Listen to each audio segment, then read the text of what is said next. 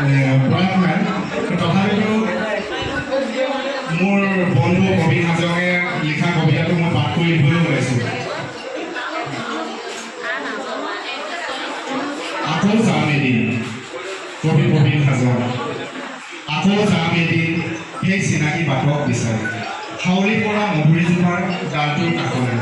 আকৌ যাম এদিন ক্লাছৰ বেঞ্চত কাণত ধৰি থিয় হৈ নীলাজ ফিচিঙা ফিচিঙি হাঁহিকেইটাক বিচাৰি।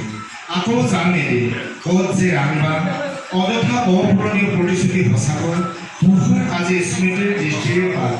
আকৌ যাম এদিন সেই চিনাকি বাটক বিচাৰি জীৱনকাই ঘণ্টাৰ বেলটোক বিচাৰি। বাপেকে আকৌ যাম এদিন পাঠক ছাৰৰ ৰঙা চকু নিতুল ছাৰৰ পদুনাক আৰু আমৰ চাটনি শুকুৰবাৰৰ এঘণ্টা ৰিকেশ্যন আৰু যে কটকি। আকৌ যাম এদিন সেই চিনাকি বাটক বিচাৰি তহঁতিও আহিবি এদিন জীৱন বাটৰ মেট মৰা বোজা পাহৰি হাঁহি ধেমালিৰ জীপাল কৰিবলৈ সেই পদূলি য'ত আমি সপোন দেখিবলৈ শিকিছিলোঁ। ধন্যবাদ।